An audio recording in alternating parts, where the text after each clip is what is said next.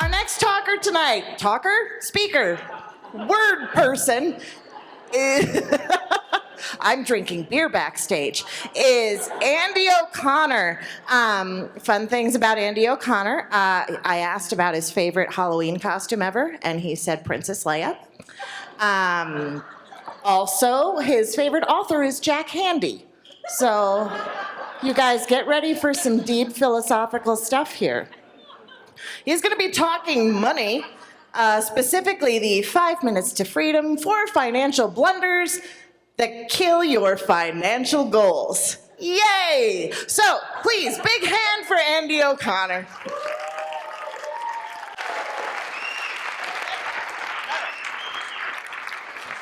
I made a really sexy Princess Leia. Anyways, show of hands here. How many of you have ever heard the statement, money won't buy happiness? Okay. Or how about money is the root of all evil? Okay, great. Thanks for being with me on that one. So I'm going to go ahead and dispel those cliches. And don't get me wrong, I'm not a believer in that money will solve all of your life's problems. In fact, I think if you're miserable now and you make a lot of money, you'll just be miserable with a really sexy bank account. I do, however, believe in the happiness quotient, which is basically you take all the things in life that give you fulfillment, you divide those by the things that detract from your life, and hopefully you end up with a number greater than 1. You're living on the positive. And so don't get me wrong, I've met people in the past that they're broke and money doesn't even factor in. They live a very fulfilling life and have fun with it, and ultimately high-five those people. That's amazing. I would argue for a majority of the rest of us, most of our stresses, most of our anxieties, and most of our strains that we have with our friends and family throughout the course of life are money related. So I've been in the financial services industry for about 10 years now. I want you to take superior value out of this conversation that we're having right now and take nuggets that you can implement in your day-to-day lives to make your overall life better. There are 3 blunders in my 10 years that I've noticed that really end up killing people in the long run. The first, not having a goal. It is said that if you aim for nothing, you are guaranteed to hit nothing. I compare getting your financial affairs in order kind of like trying to lose weight. So if you go to a weight loss specialist, what's the first thing they're going to ask you? For your credit card number. So what they're going to ask you for your goals so that you can start implementing steps to get you to that goal.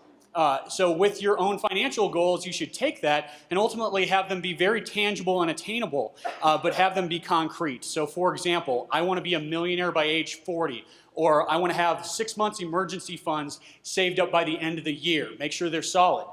Speaking of emergency funds, blunder 2, not having any. Even if you do try to live life on a budget, do you ever notice that every couple of months something happens? Your transmission drops out, your furnace breaks down, or you get into a skiing or snowboarding accident and bills start piling up. And then you have 2 options at that point. You scramble for the next paycheck, or you take out more debt on a credit card to try to cover that. If you have, and I encourage everybody to have 6 months of emergency savings so that you can absorb a lot of those shocks that life throws your way. The third blunder, and perhaps the most important, is having a concrete financial plan in place. And the reason I talk about the importance of planning, this is Nick Saban, arguably the best coach in college football history. Thanks. I'm a Nebraska fan. I just use this illustratively. So anyways, a lot of people say it's because he gets superior talent. I would argue is he has a championship plan, has a championship game plan, and he puts his players in the right place in order to achieve his goals. Your money are your players, and everybody here has the capability of having a championship plan in place. You just need to make sure that things are correctly laid out. So two plays you absolutely need to have in your championship playbook. One is get out of debt as quickly as possible. Student loans, credit card debt, car payments. It's very hard to get ahead in your own life financially if you're paying somebody else out of your pocket into their pocket every month.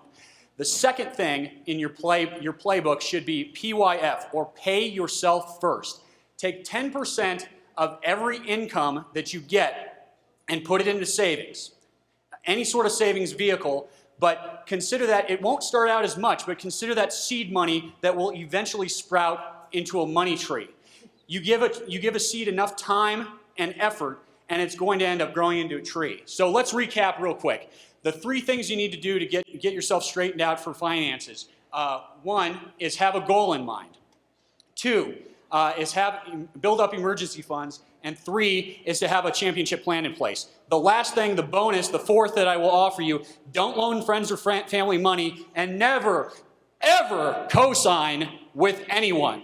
And I'll share stories later if you want to talk to me offline. Anyways, I hope you got superior value out of this presentation. I challenge every one of you that if you got something out of this presentation, if you're moved to take action, do it now because time is on your side. As Master Yoda would say, do or do not. There is no try. Thank you very much.